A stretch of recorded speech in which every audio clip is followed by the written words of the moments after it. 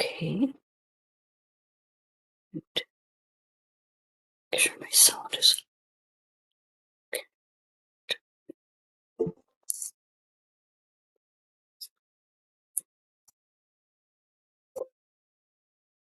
okay. Yeah,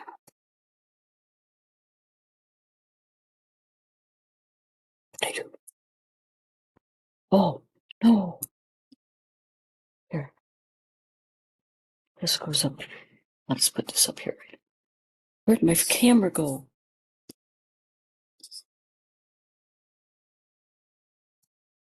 There. That's fine. Okay.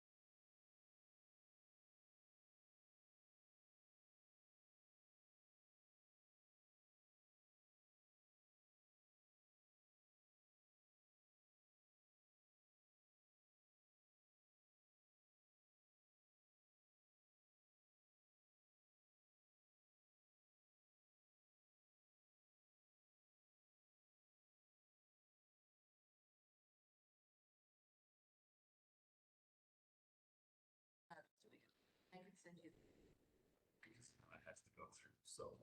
Yeah, sure. Patrick's. Wow. What they were doing, second sentence. Let's call this June 3 meeting of the Natural Resources Committee to order. And please have roll call. Harrow, Here. McKee, Here. Hendricks, Gill, Here. Woodhouse, Fleming, Brookins. Here. You have 4 for a quorum, sir.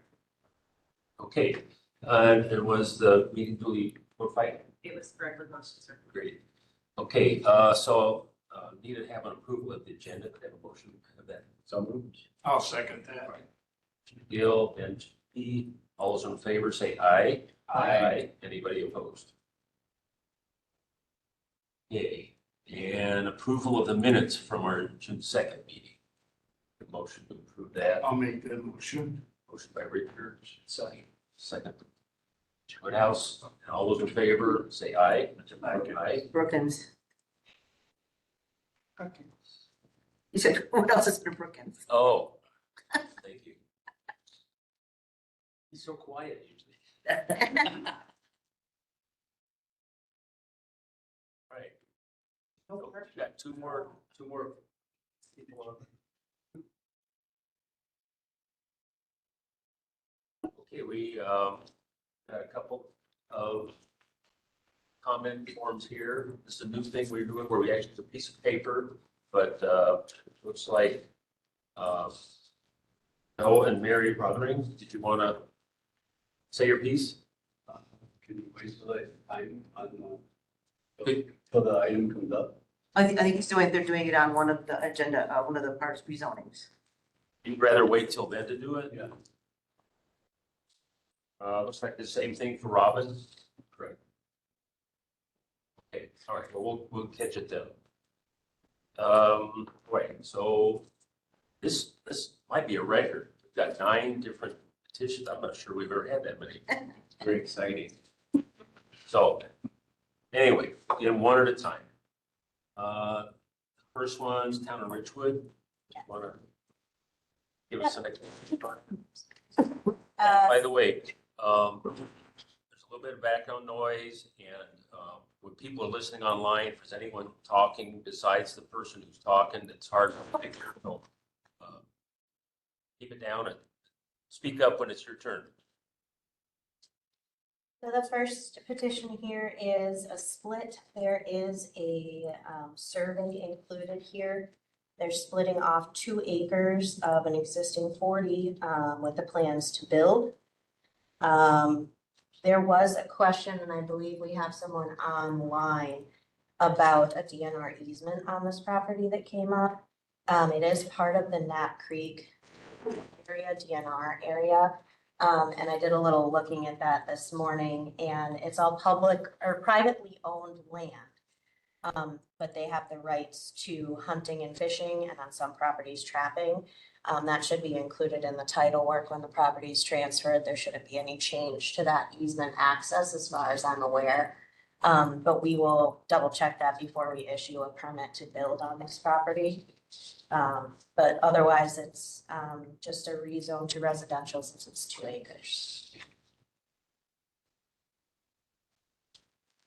So it's okay for us to take action, and then you guys will double check on the Yes. right way thing. Yeah, there are other parcels within that area that are already zoned residential as well.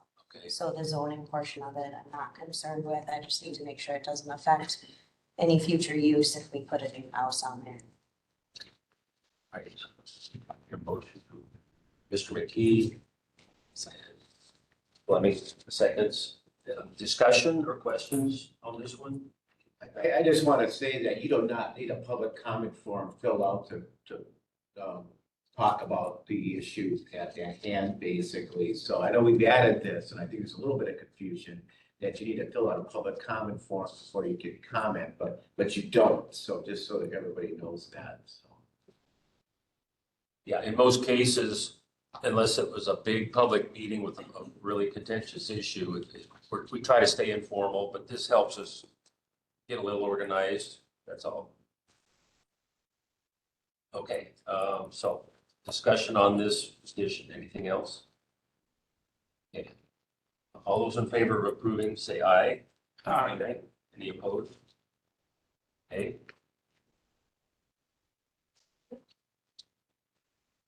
The next one we have is actually part of that same initial farm, or they're splitting it up, that same portion down in Richwood along, County F.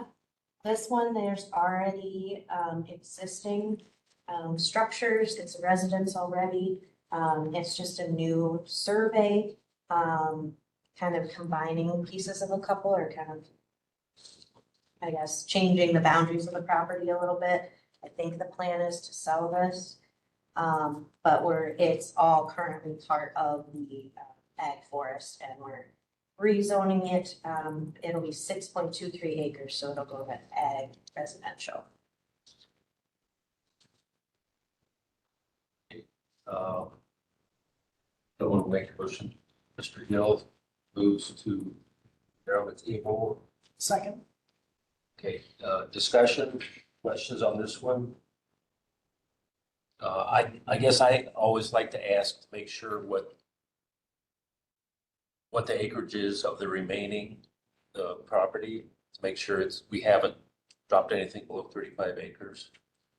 No, as I mentioned, these are both being split off of a large farm. And it's wedge farms down on Ave. There's a lot of property that's owned by the. Well above 30. Yes. Correct. Anything else on this one?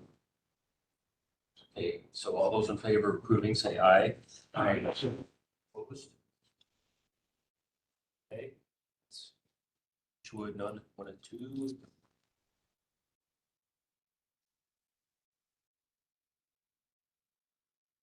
So the next one is Town of Aiken. This one is right out on the county line. It's an existing 6.9 acre parcel. This is one of those cleanup ones. They came in and wanted to put an addition on the house and build a shed. Found that it's still an ag forest and we're just getting it into the correct ag residential zoning before they do the changes to the property. More cleanup. Yeah. All right. A motion to approve this, Mr. McKee. Second. Mr. Gill, second. Any more discussion or questions on this? Okay, all those in favor say aye. Aye. Opposed? That was Aiken.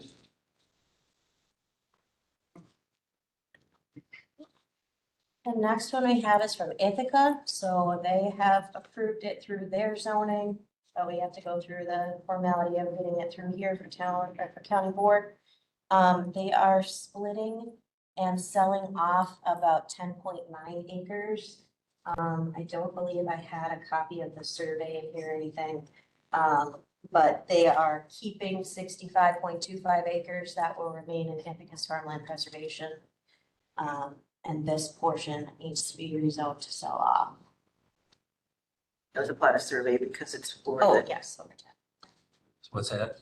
It's a plat of survey because it's over 10 acres, excluding the right road. We're gonna right go way. over that later, right? Yes. Yeah. Okay, someone make a motion to approve this one. So Mr. Hill, second. Ms. Fleming, second. More discussion or questions on this? All those in favor say aye. Aye. Any opposed? Is it done?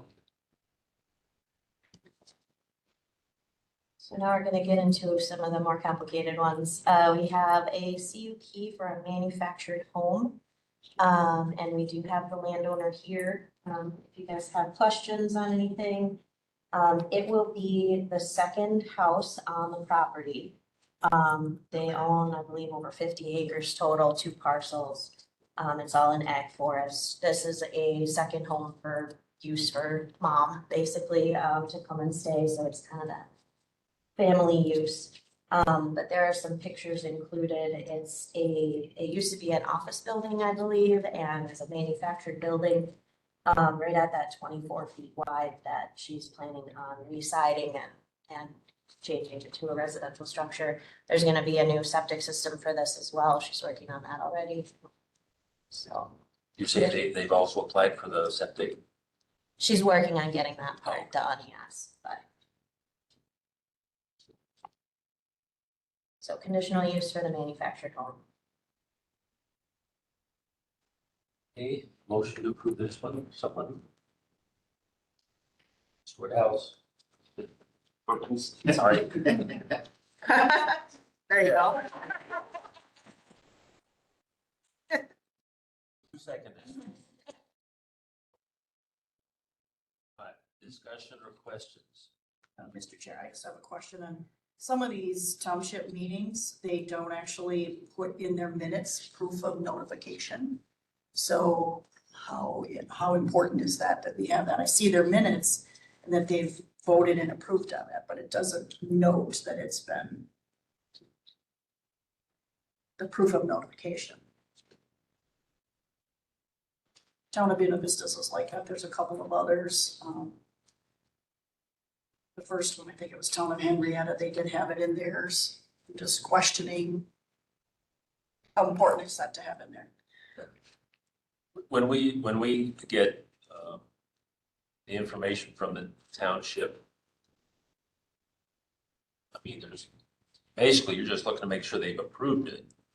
Do we need to go beyond that, make sure they follow procedure? I don't know. I mean, that's something we can ask about or ask at least an email when they posted it, how they posted. I don't know if we can require them to put that in their minutes. Right, right. You know, that's us telling them. I don't think we can do that.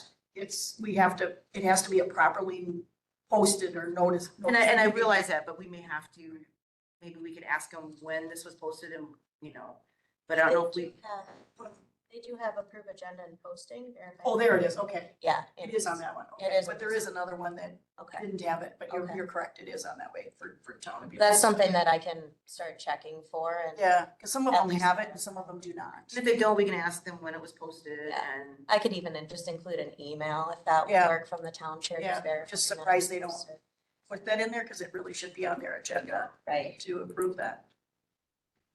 To make sure it's a properly noticed meeting. Yeah, what's the requirement for notification? How far does it have to go or just posting is sufficient? Yeah, what's the? 24-hour notice. It's Wisconsin open meetings law, so it's 24-hour notice to the, And it has to be posted to the public. yes, so I believe it's newspaper or online notices or on the board and We don't actually send letters out to notify neighbors, basically. we do to neighbors, Okay, yes. so, But this is talking just general Right. public. This is this township type stuff. okay, but we do the notifications of the neighbors that Yes. basically. When we get this stuff, we get the. Okay, And those have to go out at least 10 days before the meeting. okay, great, So, thank you. yes.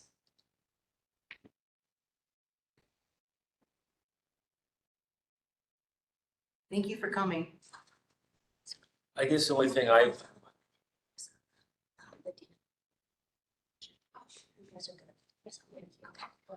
the only thing I noticed is that one place is described as 24/60, another place is 24/54.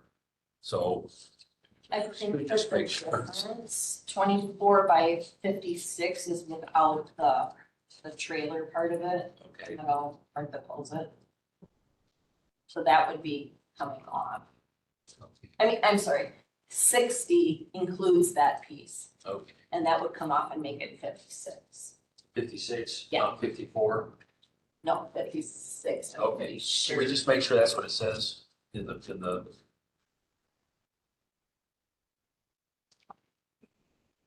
And we've got 560. In the email, it says 24/54. sorry. The final configuration question count. right. Yeah. So 24/54 is in her email, yeah, so. She said it's 55, but, It's actually 56 according to the. or 56, sorry. Yeah, according to the diagram, it says 56. I don't, I asked for a motion to approve. I get a motion to approve. Mr. Chair. I had it first by Brookins and second by. Oh, we did, oh, we're okay. Just need to move. Right, so we just need to vote. All those in favor of approving this would say aye. Aye. Any opposed?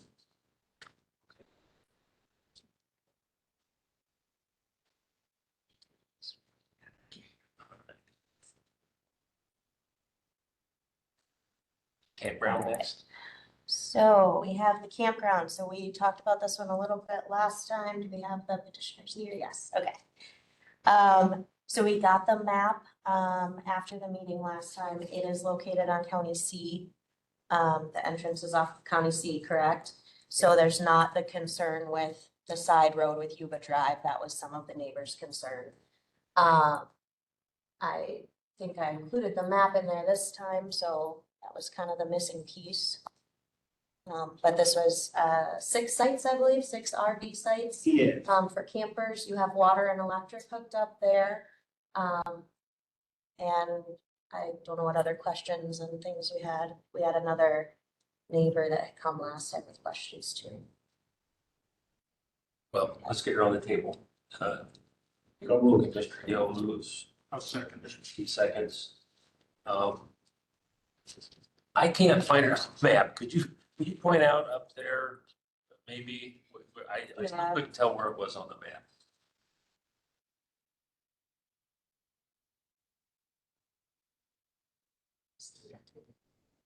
No, there's a map, might be a fire. Yeah, I think It's it's ahead of. 3rd or 4th page. Sorry. That's all right.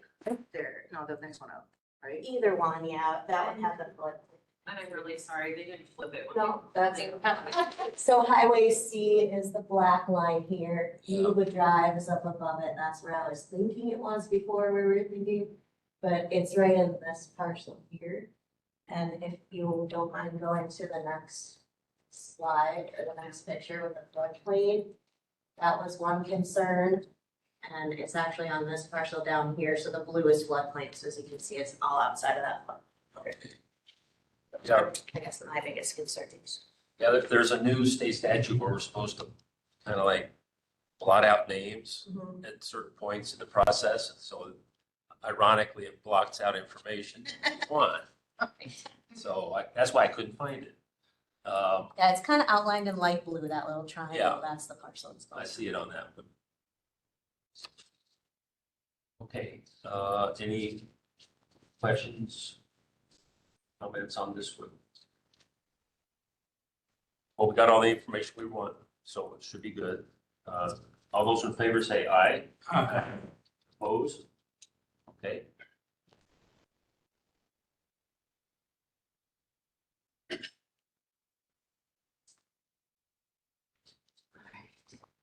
Next up, then we have a renewal for non-metallic mine. There, So this is the Yahara coal mine that's up by Bunker Hill. no, No, I'm sorry, Town of Willow. till town of Willow, yeah. And they have been operating, there was initially a 5-year limit set on the conditional use, so now is the 5 years and we're looking at renewing this permit. There were some neighbors that had called with questions and concerns. I think these are maybe what the public comments are for. So I didn't take too much information. I encouraged them to either write us information or come to the meeting and discuss. Sure. Well, let's get it on the table first. Need a motion. I'll move. Second. We- Second by Swanning. Yeah. Okay, Thank you. so let's go here. No, we're talking to these. It's a, yeah, okay. They had to get it on the board. I thought you were just approving it. No. They have to put it on the floor to talk about it.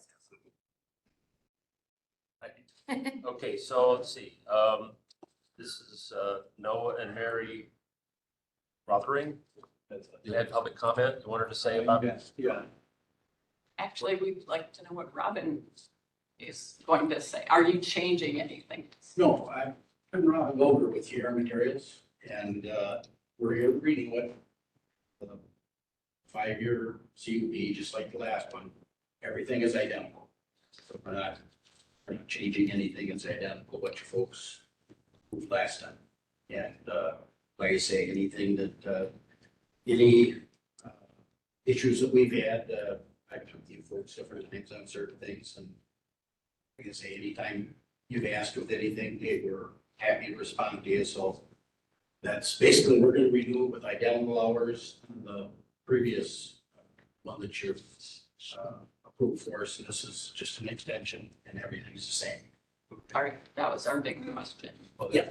I have any more questions, like, will this be another 5 years then, or? That's up to the committee, but that's probably what we'll do, especially when there's neighbors' concerns. And then. And that could be, that'll be in the conditional use permit, 5 years. Yeah, but Robin also wanted to comment. That's, yeah. That was. Oh, you're Robin. Oh, sorry, I didn't. Yeah, I would also have another question. I was wondering, who, like, if there are things that are not done properly, I talked to Robin a lot about this, and he's been really good about doing things, but he's somewhere down there, and we live next to it, and we have trucks coming in other times, and we've noted that. I have a paper here that tells what we noted last year. See that, but there's, We're talking about violations of the time that can be there. yeah, and there's like, I have like 16 different times that we just, I mean, there could have been more than that, but that's what we noticed and we wrote down. And Robin's been really good. He's put a sign up saying what time it is, but we're still having people coming in and at the wrong time. And I just wonder what, Probably our office would be the one to talk to. I mean, that's who the permit, we hold the permit. And then we can communicate with, Yeah, I guess how I would respond to that, Mary, is you called me and said that this was going on, and I contacted the people that, went and looked at the tickets to see who was in there. I contacted those people and explained, what the hours were, and the hours are on the scale. I mean, they're in there. So I guess to the best of my knowledge, I haven't gotten a call, and like I say, if there's something, that you see, or something that is happening, by all means, you've got my cell number, and I'm happy to deal with it. It's, we don't, we're not trying to be deceptive or anything like that. If there's an issue there, by all means, call us, we'll address it, take care of it. I guess to the best of my knowledge, that wasn't, I haven't heard anything after that. well, after I talked to you last year and you put up the sign, there were 6 times that we noted that people were there in the wrong times. But I mean, I don't want to call you like, all the time. I don't know, if people are disregarding the information we put there and we tell them, by all means, call us. We want to know it, because then we can deal with it. If we don't know about a problem, we can't call them and say, hey, look, if this happens again, you can't come in. That's how it will handle. One other thing that I'm concerned about, and maybe I can talk more to you about, but there's like, it's really dusty and dirty. Our kitchen counter gets covered in We grit. can hardly leave our windows open. And If the wind's from the southeast, it's like, I'm wondering if there's something that can be done, because actually, I know Robin wasn't at the first meeting we went to, but the guy told us, oh, they're gonna blacktop the drive and we're gonna put up a big berm that you won't even see it. And, we'll put trees up so that it'll block the dirt and stuff, but nothing really was done, but that was that. that was at the Willow Township meeting. It wasn't you. It was, What we could do is, we'll get some recycled asphalt to get rid of the dust. Normally, what we do on a lot of our sites is we'll put 150 feet of that down. So there's no, 150 feet from the road in. So we can certainly do that there. And that should cut down on your dust. we could have some. Okay, yes. Yeah, I'm wondering, what are the times that it's posted for, and what are the times that they're coming in outside of that, range, basically? Well, can I give you a piece of paper that shows? Well, just give me a sense of. Well, they can be there from 6 a.m. to 6 p.m., but no hauling out of there till 7 a.m. Till 7 a.m. But it's mostly in the evening. There's people over there.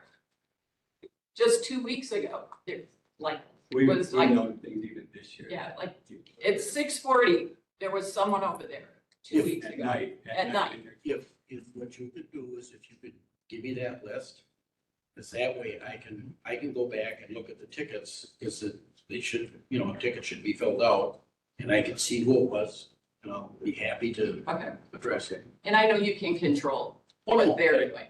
I mean, it's like, you give them the hours, oh, well, I'll go anyway, so you can't control, we understand that. And then my second question is, when is that going to be asphalt? What's a date? Hopefully we can get to it, the next few months.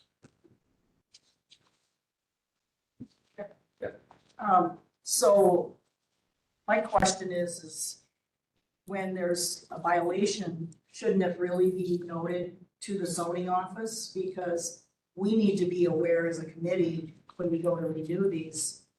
Because if for some reason you wouldn't be able to come to this meeting, we need to know that there were all these violations. That makes a difference to me whether we're gonna renew a conditional use permit. And then I also would need to know what was the stipulations of issuing the first conditional use permit? Did it have these specific hours? They have to- listed? It was in the plan that was submitted to us, the original plan. Okay, And those hours were listed in that original plan. so it was basically approved with the. And that's why I understanding- included the plan stuff in the folder. Right, so it's approved with the understanding that those hours would be Right. followed. Was it also put in there about the asphalt or the No. other things he mentioned? Okay. Not that I know of. I haven't read that whole part over, but Yeah, I don't think that. I don't think that was put, I think the conditional use permit said they were gonna be following what was in the plan and that was sent. I was not a part of that, so I don't know all the, Well, that definitely makes a difference in whether we would want to renew a conditional use permit and making sure that it's very explicitly listed as far as what the requirements are. I guess on the one hand, it's nice if issues can get resolved right there. But if you're not feeling like you're getting enough response, to definitely call us. Yeah, well, we just didn't want things added on that because, like we said, they can't have the trucks there until 7 o'clock in the morning. For the 6 o'clock. evening. Yeah, and it makes a difference because when they back, they have to load the trucks. When they load the trucks, they're constantly backing up with the loader and it beeps and it carries over the ridge. You can hear everything. And it's so, I mean, it wakes us up in the morning if they're over there at 6 o'clock. Well, even earlier, there's 5:30 in the morning, beep, beep, beep, beep. We haven't been so much this year. Actually, Robin, it's been pretty good lately, so. Well, like I say, I appreciate that. If you see something, every time you call, we're happy to respond and take care of it. So- And Robin is really good, so he's been very responsive, so. Okay, so my quick question is, what is the consequence of just repeated violations? Do we have something that clear cut, basically? if, yeah, I think we could revoke the Okay, that seems like a pretty extreme but consequence. yeah, we could, but then I guess, I don't know if we have, I haven't looked, I don't know if we have a fining possibility in there. It's, but I think it's more of a communication thing, if we know too what's going on. And then we can keep track, and if he calls it, we're still having issues and it hasn't been resolved, then we can work with with the mine operator. Are there other homeowners that live very near to it as well?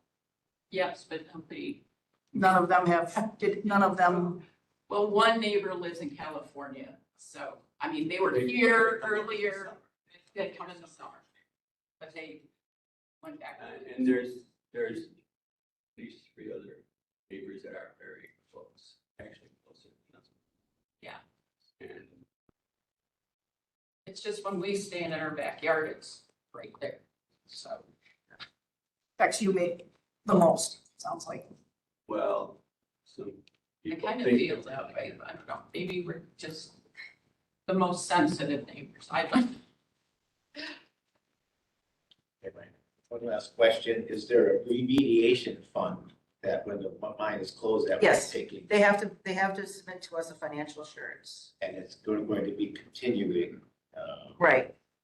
And then if they change his mind, we have to get somebody else, or if they decide not to run it, then, and they, once it's been properly reclaimed and we inspect it and it's properly reclaimed, then we return their financial assurance back to the mine operator. Great, thanks. Well, I'm gathering that maybe if you just call him more often when there's issues, Like we give him a said. chance to address it. Yeah.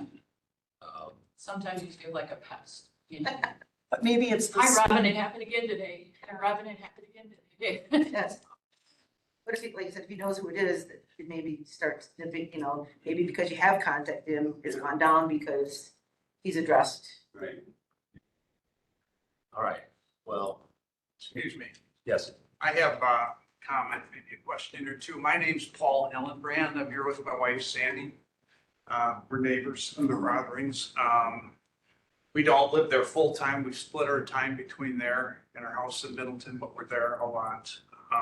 Yeah, I can hear the backup horns from the equipment, plain as day. I just want you folks to know that we're not opposed to the gravel pit, okay? We didn't come to the, when you first proposed it, and we didn't oppose it. I realized the need for pits, for gravel pits and everything, okay?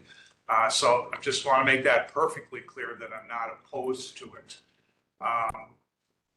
However, knowing the Burkalow family personally,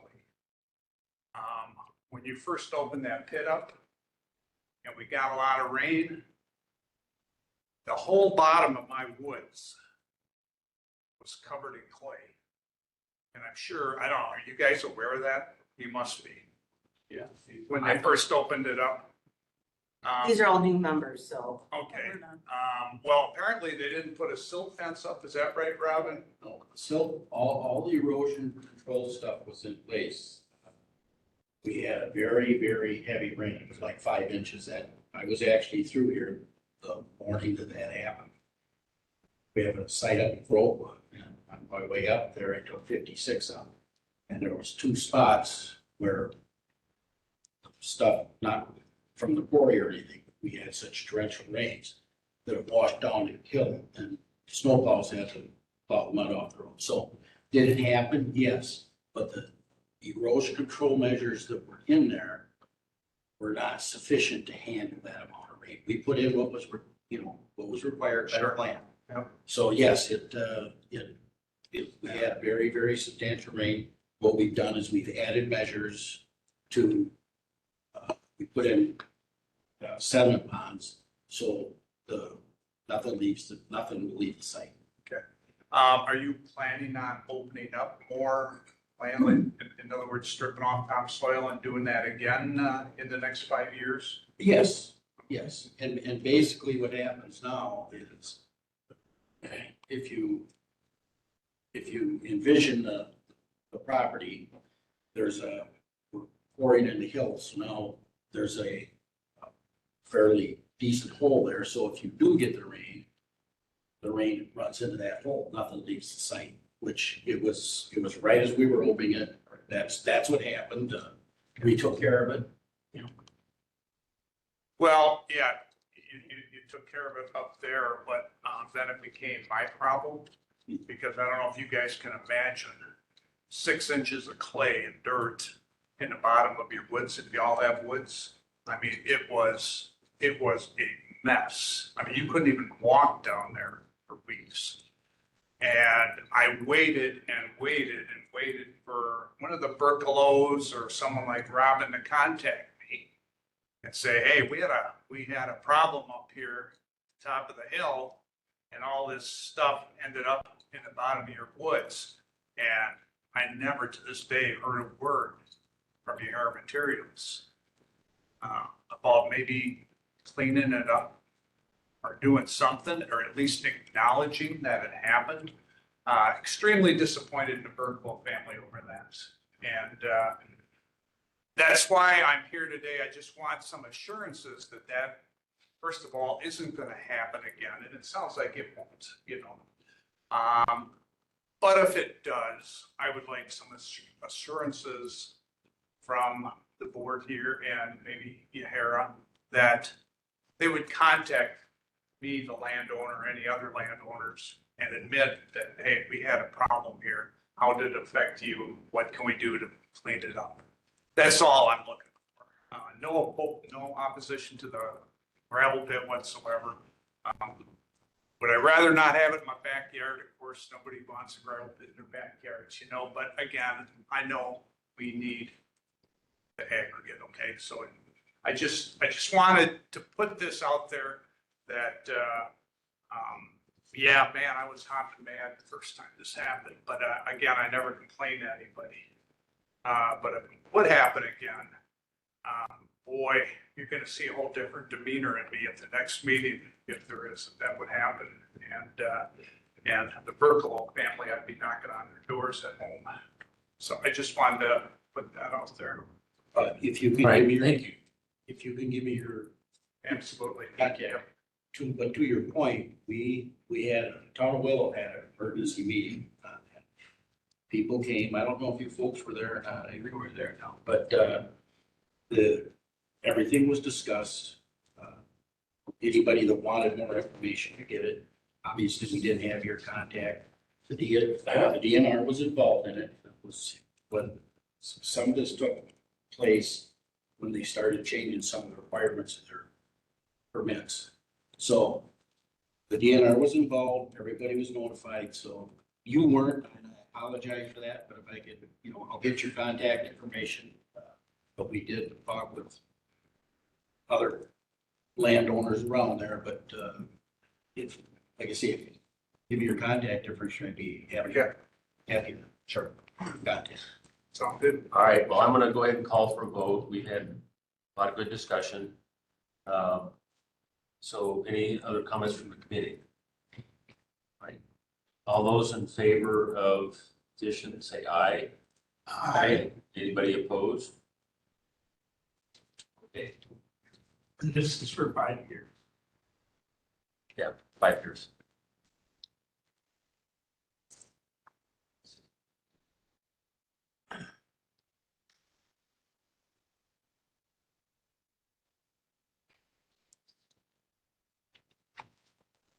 Okay, All right, where are we at now? so next we have a rezone and a conditional use.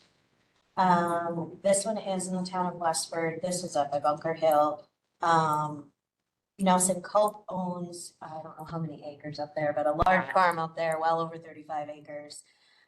He bought the old cheese factory. cheese factory up there. That is torn down. Now they want to rezone. It was zoned residential because I think it was just owned on its own. He's bought it. We want to put it back into ag forestry as part of the whole farm. So it will adjoin all of his property. And he wants to open a milk bottling plant there. We have a little bit of stipulation on that already. It's a 3-year term. And it can only be milk that is produced on his farm.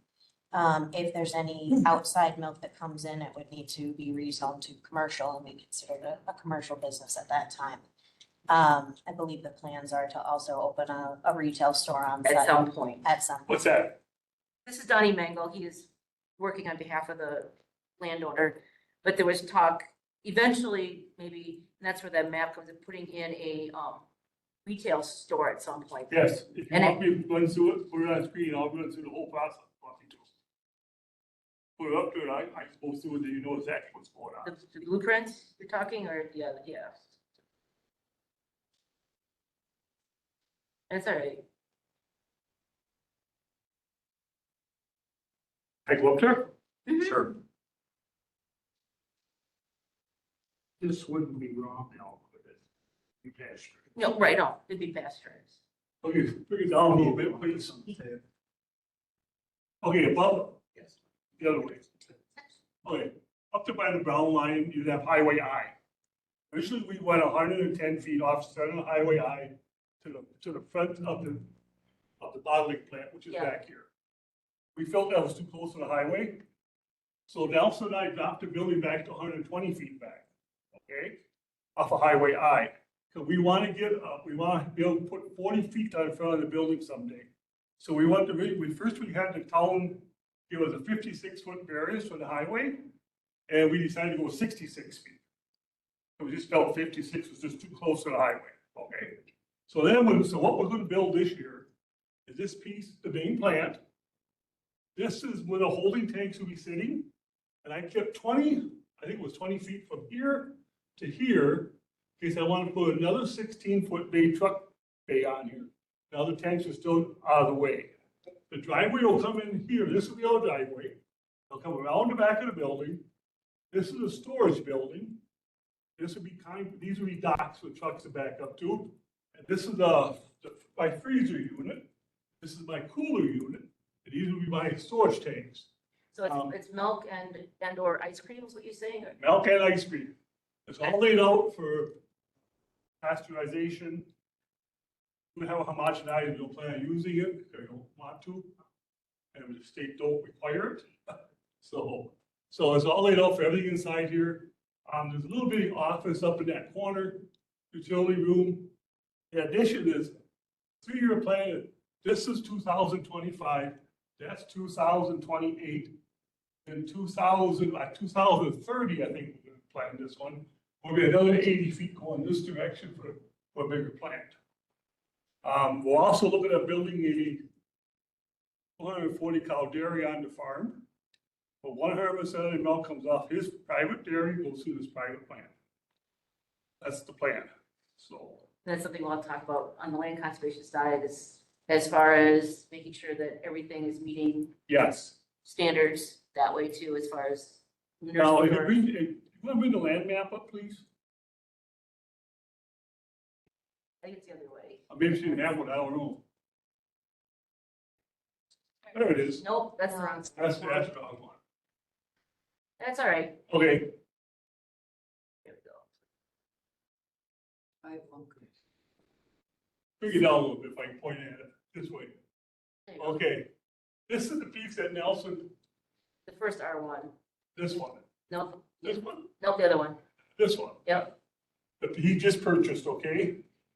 This is Nelson's lot line right here. We decided to go 300 feet from this line to the east and 500 feet from the center of the highway to the south. This little piece of land that's in here that Nelson now owns, that we don't gotta mess around, and have a whole bunch of stuff, fancy zoning done. Just,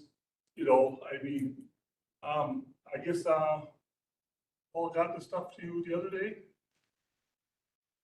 Mark Palmer, I guess it was, soil test? No, I haven't seen it yet. I don't know. We were out of the office some last week, Oh, I so they know may, that. they may be there. Yeah. First application. He was supposed to email it to you this morning before the meeting, so I don't know. Okay, but we did get a soil test taken last Friday afternoon. For holding tanks, the plan is, go back to the holding tanks, please. Plan the 2,000 gallon holding tank for, that's good. On the top, and if a 2,000 gallon holding tank for the bathroom, that's it, in the shower room. The bottom half of that, 2/3 of that line, there'll be 2 3,000 gallon tanks connected together. And the plan is, catch all the solids that come out of your pipelines and stuff in tank 1. Let the water come to tank 2, there's only dairy waste, ain't no different than if you take out a milk house in a barn, ain't no different. So we'll plan on catching it, hauling that down, land spreading it when we can. And if, when we can, we're gonna take it down to family lagoon, I should say family cow lagoon. Cause we need extra liquid in there to help agitate that sometimes. So no more, I do the same thing in my house with my waste water. Thanks for the overview. We need to get it on the table so we can discuss it. So moved. Okay, Second. second by Ms. Fleming. So I know when there's we had talked to like a 3-year conditional use. It'd be a. Wait. Sorry.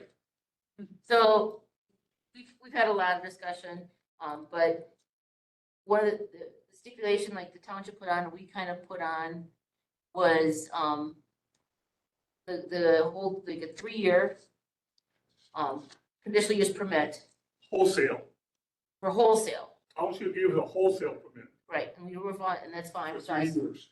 And it's only milk from their farm. The second part of it is if they decide to do the retail or bring milk in, then the CUP would have to be reviewed and go through the process of, then at that time, then because it's retail, or if it's non-farm, the milk is not coming from their farm, then it's a commercial, and we'd have to rezone from ag forestry to commercial, because you're allowed to have an ag business with a conditional use permit, but it's, because there's other, I feel then it's commercial. A commercial use Right. at that point. Okay, so questions from the committee? I have questions. So as far as zoning, I mean, I'm looking at our zoning ordinance, and this is a agriculture related thing. I wouldn't think you'd even need a CUP for it. I think it's an ag business, Right? but most ag businesses are not this big of a process. Yeah. And my fear, we kind of talked, if we do it, just say, we zone it, and you go ahead, we allow things, then now if they go to retail or retail off farm, then now it's like, it's really, they become like a dairy plant. Well, at least, which leads to my next question. I mean, again, our responsibility with this committee is zoning and CUPs, but how do you interact with, who takes care of public health and sanitation and making sure it is? That falls under Department of Ag. Yes, we have to have a plan in place with Courtney Cook. And that's what Department of Ag, we also have to have a plan in place with the DNR. We have to have a plan in place with, was it Jeff someone, I forgot the last name right now. So you're working all that separate from this? Oh, yes, that's all taken care of. Because that manufacturing part of it and the holding stuff for the dairy. We handle the septic. So that's where the holding tank thing comes in. But the dairy plant waste, that's DNR regulation. So why did we pick 3 years? What was the rationale for that? We had kind of, it's kind of the township is the one that really picked the 3 years. It's the township picked the 3 years. I was not at the town board meeting. Nelson went to the applicant. I was out of town, and Nelson said, well, you go to the county meeting. So I come to the county meeting. I guess Frank, whatever, I forget. Contact. Yeah, him at the meeting, they decided 3-year wholesale contract. That we do have a wholesale that's gonna purchase all our product at this point. And we're hoping in 3 years, might be 4 years, we don't know. To build a little piece on for the local community. Don't want to open a can of worms at this point. So I guess we just want to do things, how do I say it, legally, and he wants a small family business. Yeah. It's not gonna be where you're doing, I think we're shooting for like 1,500 gallons a week only. So yeah, I think Monday, Wednesdays. Yeah, we're gonna run on Monday, we'll run on Wednesday, and run a small batch on Thursday. I think that's how it was. Strictly from a zoning point, though, it's pretty straightforward. Correct. And so, I mean, it was neat to hear what you guys trying to do, but, for zoning, looks like a pretty clear cut. The rezoning is pretty easy, the CUP is because it's bigger than a normal family Right. farm business. And it's potential to go to retail. The We reason wanna we make- gotta add land is because when Nelson bought that little piece, it's only 0.6 acres. And the zoning department says we have to have at least 1 acre to build on. So we decided to go 300 by 500, which gives like 4.5 acres in the end. Okay, that's why we put that measurement out there, so. Okay. Yeah, Mike, how many cows are we talking about? How many cows? Right now, believe it or not, they sold cows. They were at 120, I think they're down to 95 right now. 95. And we're gonna hopefully be back up to, I would say they hope to be back up to 120, I think, within a year. As of right now, they're only gonna use like 500 gallons. Yeah, 500 gallons on Monday of their own milk, and then probably another 500 on Wednesday. And that's it to get started, you know? We're not looking at anything big and fancy. Okay. Pretty much a one man and a wife operation, basically. So,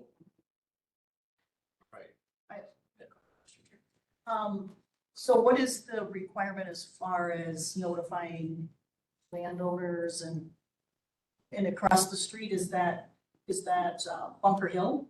yes, Bunker Hill Bar. So that was, whenever there's a rezone and or CUP, that gets sent to the 300 landowners within the 300 feet of that site. And was there any opposition at all? I don't think so. So within 300 feet, as you got Bunker Hill Bar, and you got the people next door, I just told the bill feeder to. That's all it's there. Yeah. Nelson owns the rest of it, So, yep, so. yep. And when we went to the town board meeting, they brought the ice cream cones and says, how soon can we fill them? That's exactly what they told us. I think it's a great thing. I just wanted to ask about Yeah, opposition. Yes, It's a great absolutely, thing to yeah, do. yeah. Okay, so I'll call for a vote. All those in favor, say aye. Anybody opposed? Okay. By the way, I like vanilla ice cream.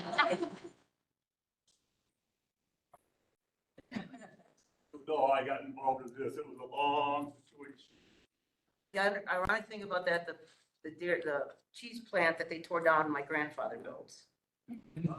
And my mom was born there, so yeah. Hey, Forrest? All right, our last petition is in Forest Township. It is actually a rebuild of an existing barn. But it's a conditional use because it's an ag structure within 500 feet of non-ag structures under separate ownership. So it's right at the corner of Goose Creek and Parker Hill. So the farm across the road is owned by different people. It's actually going to be, Miranda, can you find the map for me? It's gonna be further from the road and smaller than what is already there. It's kind of the proposed area there is kind of outlined in red dashes. And you can see how big the existing one is. So it'll be further away from things. He's just looking to rebuild it. Tell me again where they're putting it. I'm sorry? Here, where exactly out there? The red dashes, right? Trying to see. Oh, there, okay. I see it now, sure. Need a motion to approve this?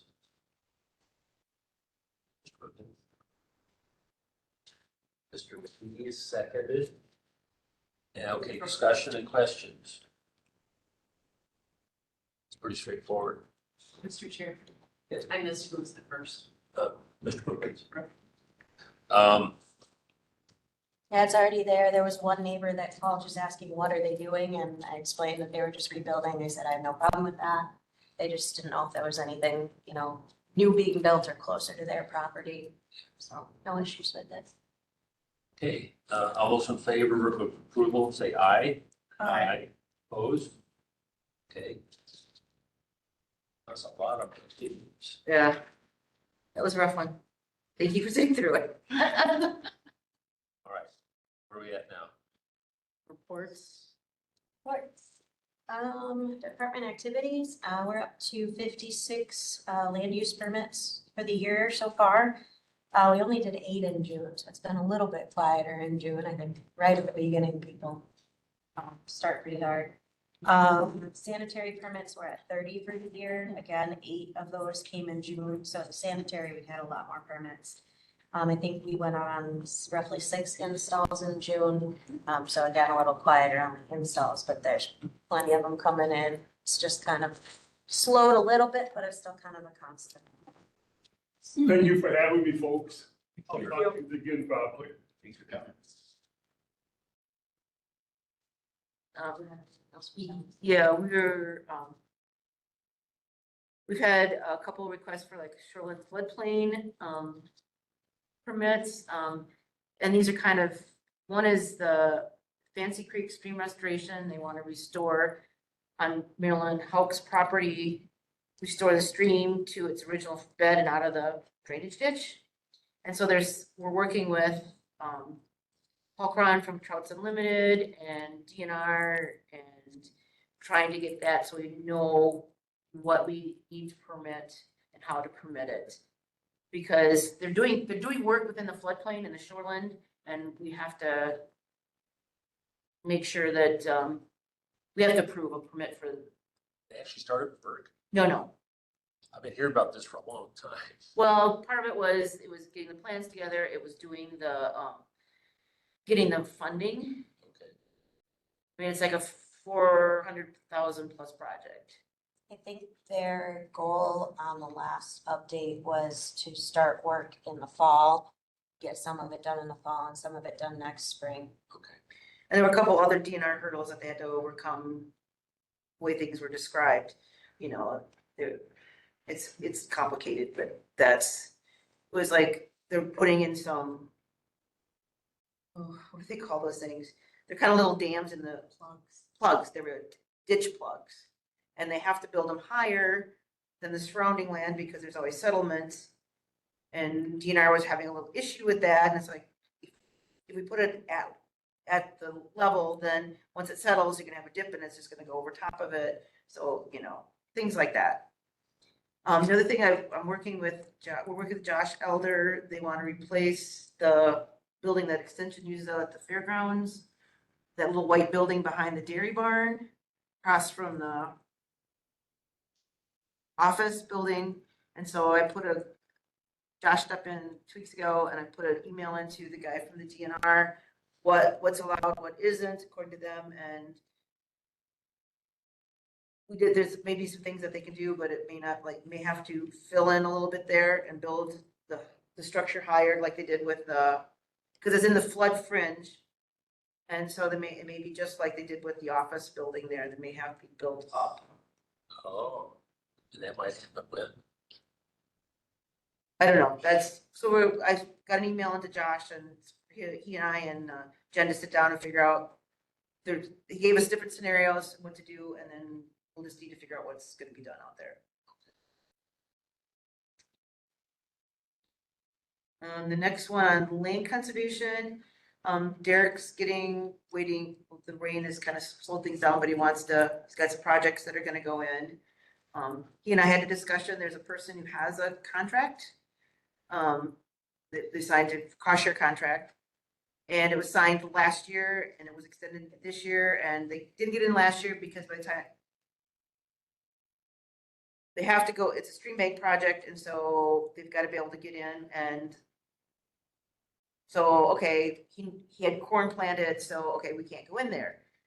So Derek said, well, then for next year, we're gonna put in next year, we have a certain time limit. You shouldn't be planting corn there. Well, he's planted corn there. And then he wants to know if he has it. And we're like, I go to Derek, we're not gonna, when this contract route runs out, we're not gonna give him another contract because we're losing money when we extend a contract. If we have a contract for supposed to go in 2024, we can extend it to go into the end of 2025. And after that, the money is gone. So I'm not gonna waste the resources we're getting from the state on something that this could be a cat and mouse game the whole time, and we just don't want to deal with that. So I told Derek, just tell him if he doesn't put it in this year, we're not gonna cost share it again. We've had been working with DNR for about 6-8 months on there's a runoff issue down in, by Basswood. It's actually a neighbor of Jim Chitwood, and he's over pastured. It's like basically a barnyard lot that goes directly over into Jim's property, and it's making a mess. There's a lot of runoff going into the ditch, going down to Mill Creek.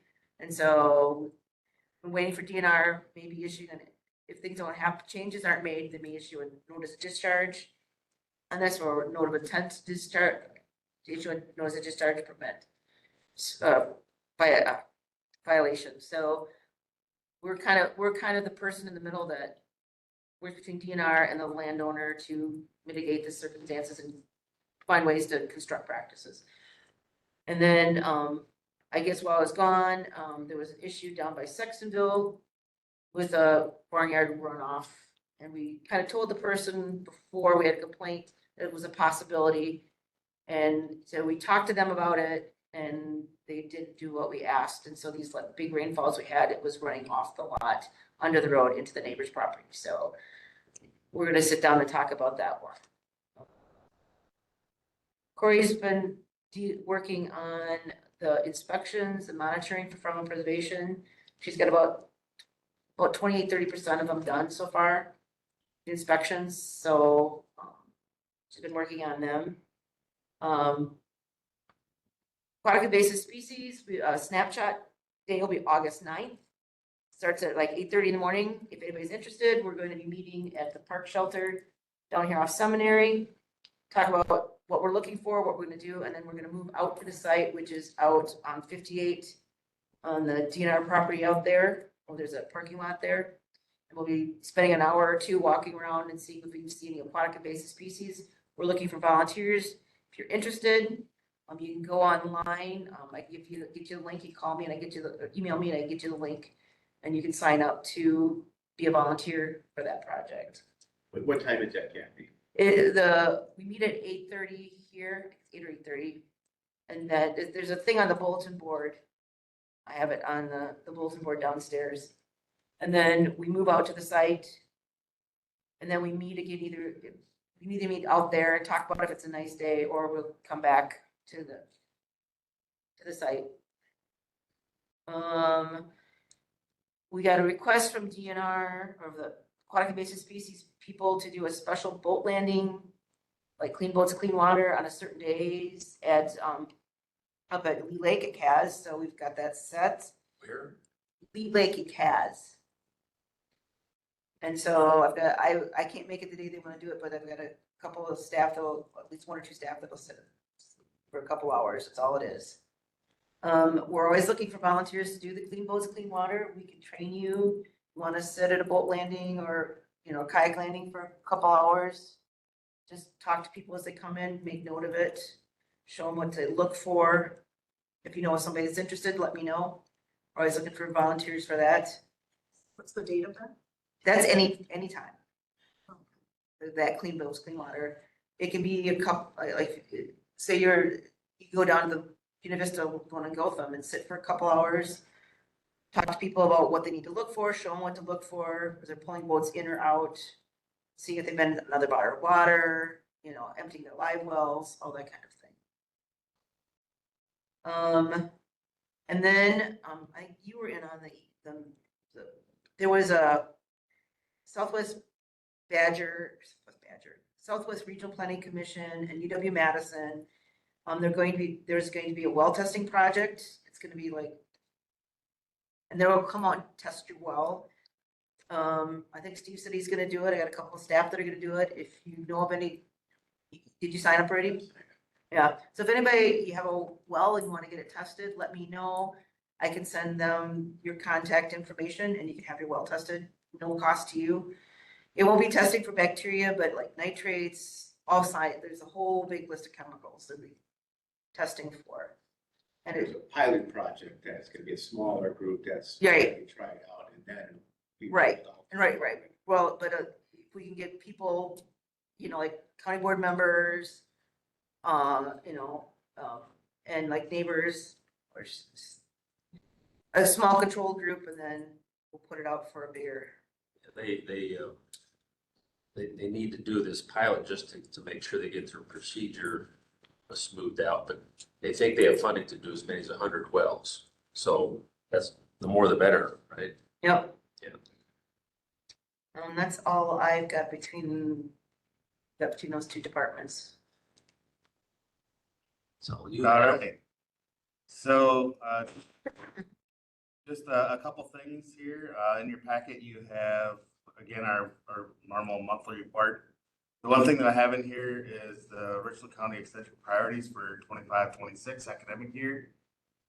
So just a little, it says 25-26 academic year. The state operates on July 1 to June 30 kind of calendar. So in our department, we're always kind of thinking sometimes on a little different annual calendar than the county calendar of the regular normal year. So this falls in line with some of those requirements that we had in our MOU to talk about and clearly communicate what our priorities are. If you look through that, the first thing I just put in there, and I think it's just good every once in a while to remind who's educators that are actually part of our county budget. There's some county employees that we have, and then just some staff that are actively working in Richland County that aren't on the departmental budget. Then I just did a quick synopsis of establishing priorities. Each year, each of our educators has to go through and put together an annual plan of work submitted to the state, and their educational priorities are listed there. So just ways that we get some of that information are, you know, we do some formal assessments, but a lot of it is really informal. What kind of questions are we getting in through the office? What are our coalition partners working on? Some of those types of things. We also held that listening session. You know, there wasn't really we didn't discover any new programming opportunities or gaps identified from the public as to who we were working with partner-wise. I'm not going to read through all these individually, but you can see that I outlined the next section. So agriculture and our crops and soils program area, there's a quick synopsis of what does Anastasia think she's going to be working on. Probably 60% of where's her focus, program focus going to be in her educational events throughout the year.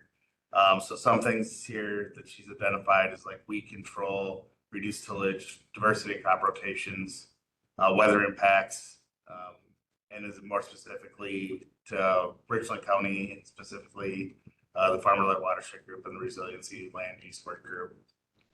Our livestock program area, Beth is really looking at, you know, meat quality, some direct marketing, some economic viability things, especially with the way cattle prices have been so high right now.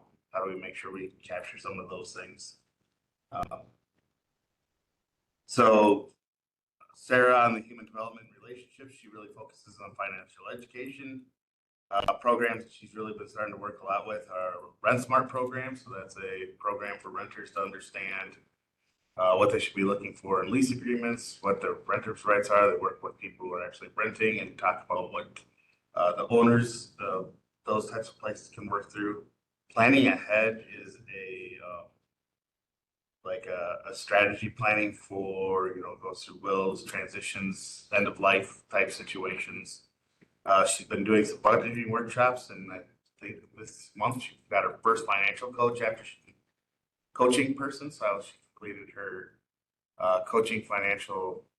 financial coaching program certificate. She finished that in February. And now she's coaching a couple families on how to do their budgets. So there's now monthly check-ins with them to see how they're doing on those. So those are kind of the areas that she's focusing in. Of course, the Get Real program. Positive Youth Development is our 4-H program. Carlene's really looking back at targeting. She's been doing a lot of stuff after school, but now really wants to continue to build on those community clubs that we have and all the processes that are changing for there. And then Food-Wise Education is Monica, and depending on the status of the reconciliation bill, some of the things that she's really looking forward to next year is support of the Richland Fit program, working with farmers markets, EBT, continue the building that Latino, the community, a group within the Latino community here in Richland County and in Vernon County, and moving those forward. So a quick brief synopsis. Is there any questions or areas that you guys can see for extension to also expand into? Yeah, I'm just curious, which, it sounded like the food waste piece might be affected by some of the legislation that's playing around now. Yes, so currently, the reconciliation bill has eliminated SNAP Ed funding. And SNAP Ed funding is the funding source that provides the financial support for FoodWise. Is it 100%? 100%. So we'll know in another day, right? Yeah, if everything goes through, SNAP Ed funding will end on September 30, which is the end of the federal fiscal budget year. And there will be no more FoodWise programming in the state of Wisconsin. Any other programs or just that one? So SNAP Ed also funds a couple other projects out of the Health and Human Services Department, but I don't know for sure I can't remember which ones those are. Extension only, the only one that affects extension directly is the FoodWise program. I do know the state of Wisconsin receives $12 million in SNAP Ed funding, and the FoodWise program for extension receives $8 million of that. So we're by far and away the largest portion of those SNAP Ed dollars. And it looks like. Any other questions for Adam? I have a question. Is the state of Wisconsin talking about putting any of that in their own budget? Picking up what the federal government is potentially gonna. We have not got that as an opportunity. And I think the budget process, but Trish should probably attest to this better than I can, especially on the state side. I think they're determining what they want to do with some of the surplus funds and also looking at what some of the new guidelines from the federal side are, where they might need to shift some funds from the state budget. I think the counties then are looking to adjust beyond that as well. I know with food share benefits, the federal government is planning to shift some more of the responsibility of the oversight of the program to the states. So there will be less than them to cover certain things for extra. It's the overhead markup or whatever they call it. They called it like the administration costs. Yeah. And then on a positive note, I brought in Station today to talk about some of the work that she's doing across the soils. Yeah, so good morning, everybody. I'm Anastasia Kurth. I'm the Crops and Soils Educator covering Richland County. I wanted to highlight two projects that I've been working on lately. The first is the formation of a producer-led or farmer-led watershed group here in the county. In my other counties, Juneau and Sauk, they have groups that are really active, and I've seen really positive, positive results from these groups. They're putting practices on the ground. They're educating people in the community about conservation. So this is something that's been on my plate to work on for the last few months. We had an initial meeting in the beginning of April for interest, and we had about 30 people attend, which was really good. And then we had a follow-up meeting in this room actually at the end of the month, and it wasn't so well attended, but we figured that the timing wasn't right. It was a beautiful day. I think farmers were in the field. So I've been working closely with Kathy and Corey, and Steve has been also a part of this. We're working on planning some events for the rest of the year. In June, we invited everybody to a Sauk County event just because Corey and I got busy and we just didn't have time to plan something on our own. So we're hoping to have some pasture walks and field days yet this summer before the snow flies. Get that group going. Any questions about that at all? What would be Yeah. the aspect you're trying to educate on? What do you want our farmers to do in terms of the watershed? Yeah, so it's any and all conservation practices. So cover crops, reduce tillage, anything to eliminate contamination to groundwater from fertilizer, manure, herbicides, pretty much any conservation practice. So, That's all voluntary, everybody's like. And, yeah, and voluntary is run by the farmers. yes. Great. So that's why we're trying to get it started, but then really put it in the farmers' hands and kind of leverage the group as an educational aspect. Thanks. And then the second event I wanted to highlight was earlier this month, the Richland County Dairy Breakfast. The Schmidt family invited the Extension Ag team out to be a part of the educational tent. The event had over 5,000 attendees, which was by far the biggest dairy breakfast I've ever been to. But I worked with coworker Landon Baumgartner of the Nutrient Pest Management Program to have a tabletop rainfall simulator. So we chose different cropping systems with different crops and tillage methods to demonstrate runoff and infiltration through the soil and how our field practices can really impact that. And then I had some forage materials out as well as weed seeds for identification. And then Beth Ackelbaum, our livestock educator, had 2 different grades of ribeye steaks and was teaching people how to look for those quality indicators when you're in the grocery store shopping for a steak. So that was a really fun way to engage with the community. We saw, people that have maybe never been on a farm to experienced farmers. It was really nice to have those conversations with folks. So, yeah, that's all I wanted to highlight this time. But any questions, feel free to reach out. I'm always available. Thank you. Thank you. Okay. So we got a whole land information report, and we already did that. No, the land conservation, land information. Sorry. So there's 2 different things. Okay. So Julie, you want to talk a little bit about some of the questions about the. So we've had some things brought up on Plaza survey and changing acres, and I have been meeting with Todd Rumler and several of the other GIS technicians in the area.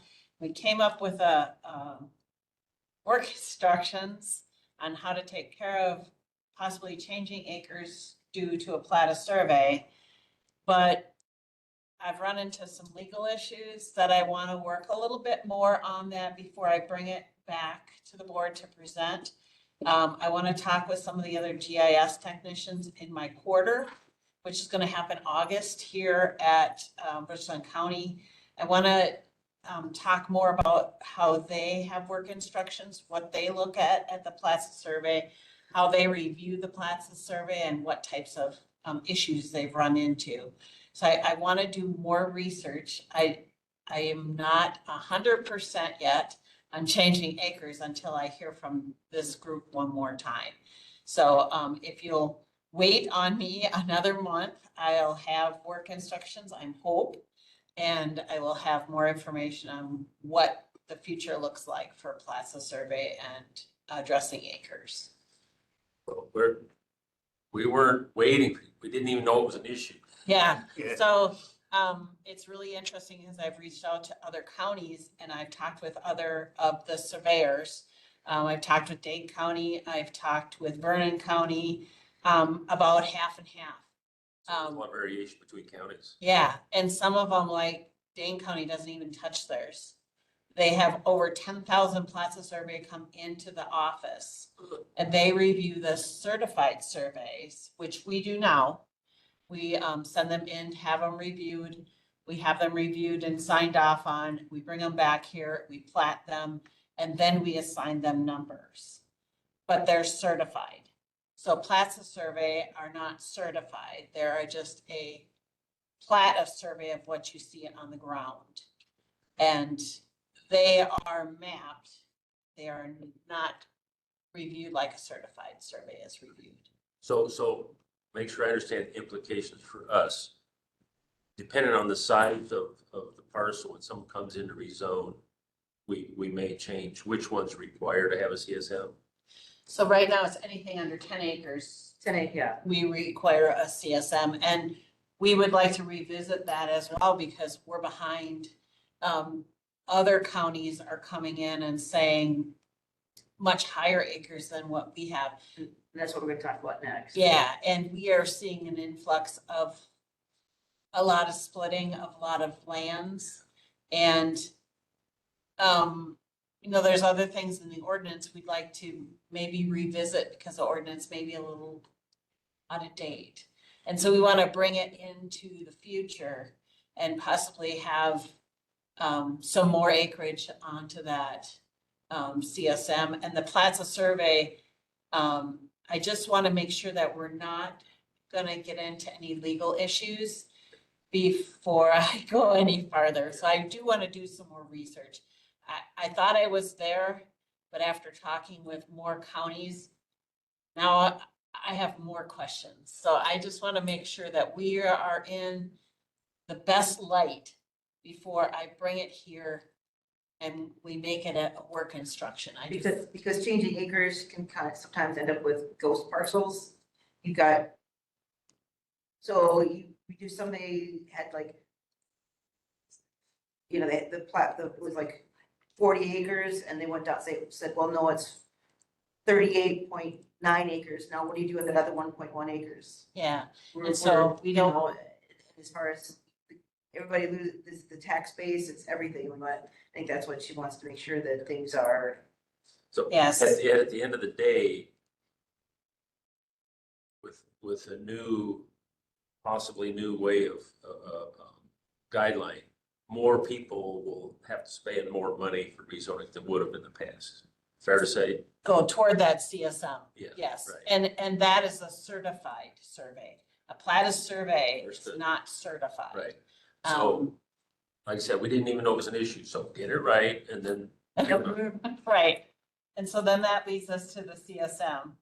And Kathy did a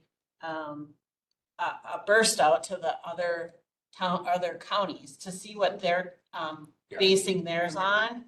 And I think she put it in your. Yeah, I saw that. So you can see where we're 10 acres for a CSM. But look what the other counties surrounding us, I mean, we know people are coming in, which is okay, but we want to have a certified survey so that we can get the mapping correct, have it reviewed. I mean, they look for, like the degrees being off, they look for the distance being off. All those types of things are caught in that review. And then they're double checked when I map them as well. And then our GIS technician maps them as well. So, I mean, like we got a triple check. But we would like to go from 10 acres to, we were talking 35 acres for a CSM. Under 35. Under 35. That would be the egg residential and down. That'll help us catch potential rezones too, that if they're splitting anything less than 35 acres, we've got that extra layer of check. So, I mean, that's what we'd like to bring to the board today, for discussion and see what the board thinks. And so again, over time, also, property description will get better and better every year. Yes, with the CSM, we will be moving forward and those will be mapped. So, and they can be sold with the CSM number on them. So. Yeah, she issues a CSM. You issue a CSM number? The CSM number gets issued at the time the map is reported. There is no difference between the standards between the Platis survey and a certified survey. To be have the same standards. The only difference is that a certified survey is required for ordinance. So a certified survey is when a county sets up an ordinance so that so many acres has to be certified. So it has to be recorded in the public record. And a Platis survey is also recorded, but it is not reviewed like the CSM is. It is not recorded, it is filed. Okay, It's not recorded. all right. And if the certified survey has a mistake, it's no different than if the Platis survey has a mistake, then the person that does the survey is obligated to, correct it. The difference between issues with corrections would be the Platis survey shows a meets and bounds description, so it calls out every hall and every distance and bearing. And the certified survey is just referred to, once it's recorded, as a lot in a subdivision. So it's a lot one, and certified survey map number 125. Yeah. But a Platis survey has full description of around the entire parcel. So there is more room for error, and we do see a lot of mistakes because we have, mostly inexperienced attorneys these days. All of our good attorneys that were experienced and older have either died or retired. So we do see mistakes there, but, then those are caught when Julie ends up having the plat mapped. Processes on the end. The big thing is that if you, change the amount of acres with, requiring a certified survey, you're going to require a lot more surveys, period. So it's gonna be a big cost to the taxpayers, and it's also gonna create a bottleneck. Because we only have one survey company that's local now. We lost 3 companies in the last decade. And there are other survey companies in surrounding counties, but right now it is really difficult to get a survey done on time. So it is gonna slow down the process of land division, and land sales, makers, so. But that's not something that I think with the CSM that's covering our area and making it more firm as far as getting the acres right, getting the parcels split, that type of stuff. I mean, even though we're gonna create a little bit of a bottleneck, I think that in the end, the county is gonna be better served with the correct acres, with the legal description onto the CSM on the map. And then it can be transferred, but that legal description is reviewed where the plat of surveys are not reviewed as extensive as the CSMs are.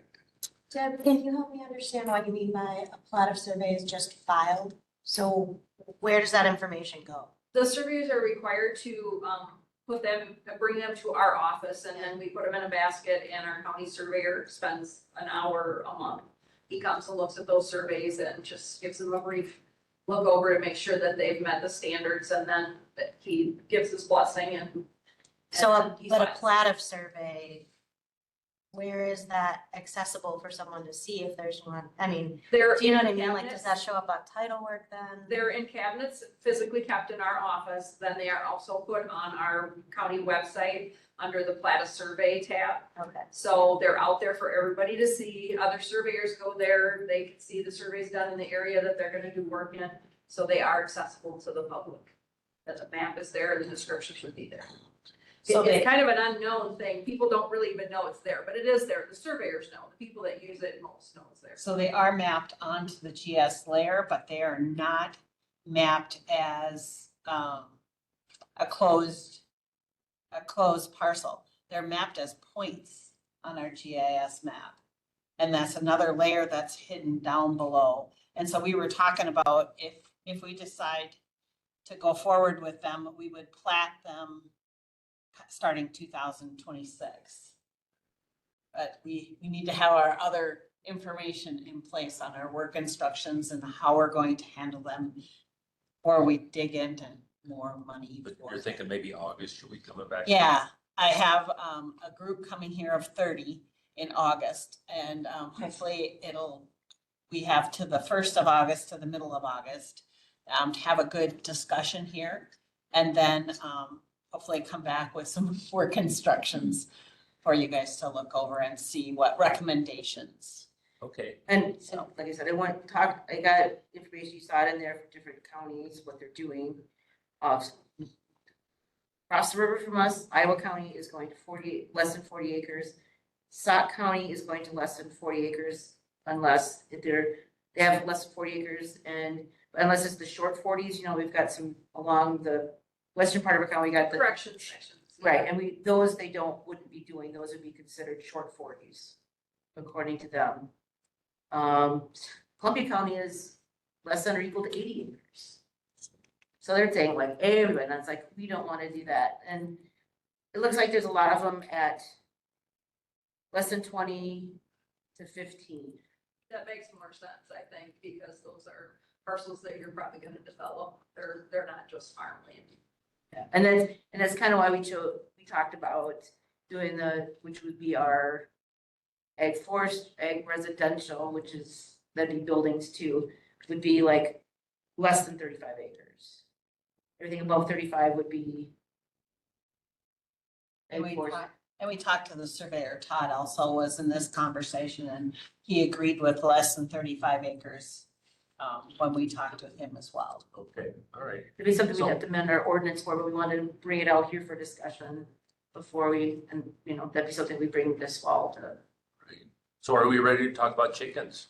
I have a question. Oh, sorry. Do you recommend then the 35 and under, or are you, you feel it would be different, be I better? think that that's gonna create a lot of problems because there's just not surveyors available. And our area here is pretty unique compared to the other counties that were just discussed because of the hills.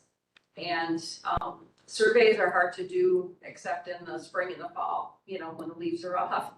And winter, which, you know, we've got open winter, but we get a lot of snow and it's hard to do, but, in order to get those surveys done, it's hard, and if there's gonna be more call for them, it's gonna slow down a lot, because we just don't have enough to do it, and they're using the electronic equipment with GPS, and so the leaf canopy can be a real, issue to slow things down, and then they have to shoot other points that are out in the open, and then they have to triangulate, and so it makes it more expensive, and so it does, it's gonna create a lot of extra, work, which is gonna cause a lot of extra time, because there's just not enough people to do it. Their businesses, just like a lot of other businesses around here, they don't have new people coming in, and, some friends of mine have a survey company and they just can't get anybody.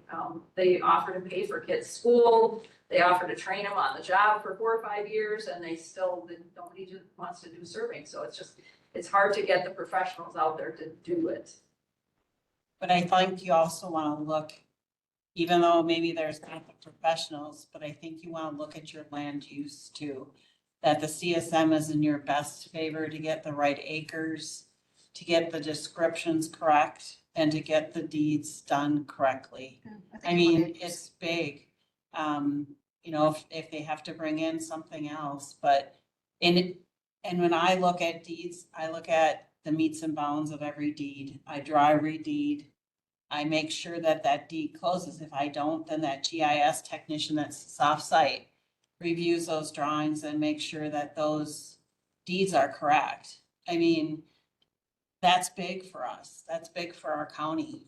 The CSM is big for us. So during the process of a CSM, you don't draw them out, you have to map them, so.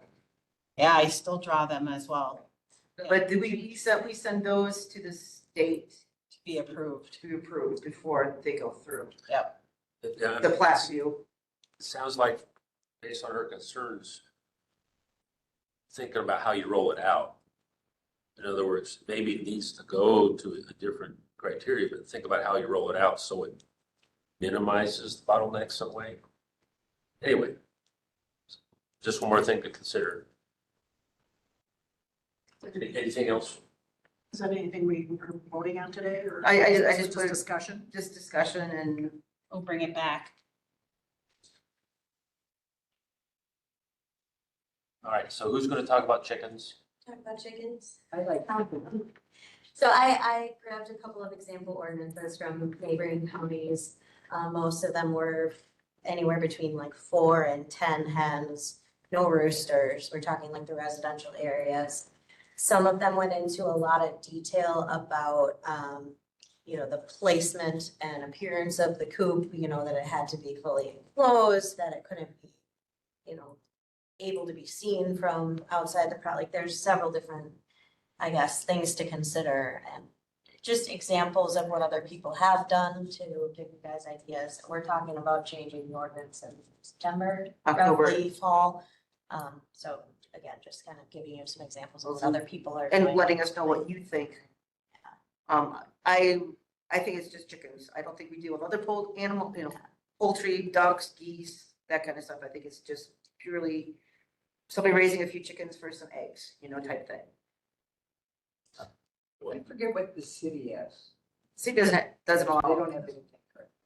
Right, they don't. I see them when I'm walking there. It's just- Technically, they're not. I thought you could have like 3. Nope. Technically not. We talked with Matt Williams. Yeah, city does not allow poultry. Did they change that? Because I could swear that I've read that. Well, if that's it's, what- that's if what he it's did. anything like our ordinance, it doesn't disallow, but it doesn't explicitly allow. Specific to it. so. No, but according to Matt, they don't technically allow chickens. Doesn't mean people don't have chickens. No, I know what you're saying, but I really think I have read that in so many ordinances. I have to look again. Yeah, this is what he told me, so. I have a question. Okay, obviously we have some parcels in the county that are zoned residential. That's what you're talking about. I'm still not clear on the extraterritorial zone. Who governs? The city governs that part of it. Okay, even though it's county. We deal with, yeah, it's still county in a way, but the city is the one that has authority to regulate this extraterritorial zoning. We regulate any of the septic systems. We don't issue zoning permits, rezoning. It's essentially just like Ithaca or Rockbridge, they just have their own. We still govern some things, but for the most part. So in the extraterritorial zone, then there are no chickens allowed. I have no idea. Well, no, If you there's said those- it's governed by the city ordinances, right? That's what the city says. Yeah, so, okay. And this is going to cover who exactly that? It may be anybody who's in a zoned by the county that's zoned residential. Okay, so outside of that, then, Yeah, if you zone ag residential, ag forestry, we don't regulate chickens or animals. Well, we do a little bit with ag residential, but it's a lot, they are allowed. Residential, they are not allowed, according to our zoning ordinance. Has there been any fuss? We've had a few people that wanted to have chickens. We had to say, well, technically you can't have chickens. All right. I've had several people ask me. Oh. I just assumed everyone. They're getting do it. good. But there are actually people who ask first. Wow. Yeah. Good people. So, It's like when I'm walking the trail by your place, people have chickens there and do they have permit? How's that work? But right now, we don't have anything that says they can't or that they are allowed. That's why this is being brought up. yeah, so Just- updating the zoning ordinance, we want to say, okay, this is what you can do. Right. And I guess we're kind of looking for your opinions the next couple months, what you want to see in there. Animal, number of chickens. Do you want to see the things that they have about the coops? The regulation on that?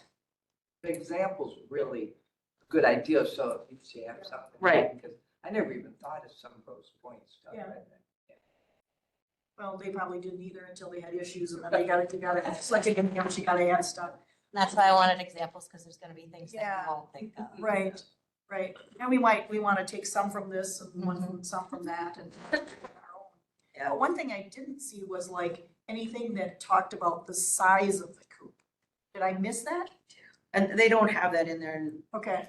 The only reason I bring that up is because somewhere, without by me, it seems like it's a very small coop. Like I don't raise chickens, so I don't know how much size they need, but it seemed to me too small of an area. And of course, we didn't have any kind of, Yeah, we thought, ordinance on it, so. Adam sent me some stuff. So standard requirement is 2 square feet per bird. Does it have anything about the height? And you're talking about just 2 square feet? Yeah. Okay. 16 square feet with 4 by 4, basically. I mean, that's a small area. That's more So chickens. they were probably, Yeah, there's only a handful. Probably only had a couple chickens, and you can't have it too big. they had, Some you have, because in the wintertime, they have to have a space small enough that they can stay warm in. right, yeah, I'm trying to think of like 30 feet in there. I thought, boy, that's kind of a small area. And there's some different publications and things out there. You look at the publication at the end there, I think one of the things it talks about is understanding humidity, and that's probably more so. Space isn't necessarily as big a function as being able to keep the facility dry, airflow through it without being drafty, because ammonia buildup is probably the bigger thing for the bird's health. And I think if we go to something like this, I think referring to, referring to, or handing out the publication from Extension saying, these are some of the suggestions. And, cause it said something like, you couldn't, one of the examples was like, you couldn't let them out of the coop, and I thought, well, then, why couldn't you, as long as the whole area was fenced in, kind of like. Well, where you're- yeah, you can let them outside the coop into that, the chicken run area. Yeah, there's, So they just mean not outside a fenced area. yeah. So they can't be free range all They the can't be free range, right? Like It could be, I city, know, drive through Plum City and there's chickens I everywhere. think you Otherwise, guys put in everybody's yards. have had like the movable coops. I just, I'm gonna feel sorry for the complaints, because we all hear on the scanner and everything, dogs, this and that. If we're gonna have some complaints, that's for sure. Well, it's no Like, roosters. they don't have water, they don't have shade, they Oh, I don't, see what you're you know talking what about. I'm You're talking saying? about that. It's good. But I It's the mean, smell. it's what it is. Yep, And right now, we have nothing that addresses it, so let's get something in writing. Sure. Yeah. yep. But Now that it's becoming to that, I mean, you know, and, So it's gonna have to be those rules. yep, That's within sight, because otherwise complaints, the scanner gets us nuts, and it's just gonna Yeah. handle that. so what do you need from us today on this? I guess look these over. Let us, you know, we could probably put on the agenda the next meeting and you guys can say, okay, this is what I like, this is what I don't like. So that we can, Can I suggest you guys to maybe combine and pick your best selection? yeah, Your recommendations. Yeah. yeah, but if you could give us feedback too before then, Okay, that'd be great. Yep. Because, you know, your things too. okay. Are we correspondence? Any correspondence? No, Future agenda items? Anyone from, yes? Yeah, can we get a report from Matt? I believe it was on the ETZ, the extraterritorial zone. I know we talked about this. and, yeah, okay, we'll get in I told him about it, but, yeah. We'll reach out to him again, tell him on our next meeting, which is August. Look at a calendar. Anything else? Well, obviously the chickens, but that would be on there. Requesting new items, correct? Right. August 4th is the next one.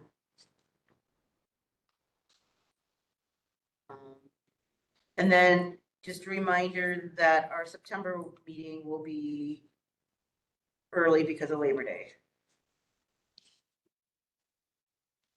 They have a motion to adjourn. I'll make the motion to adjourn the meeting. I'll second that. Mr. P is the second. All those in favor of adjourning, say aye. Aye.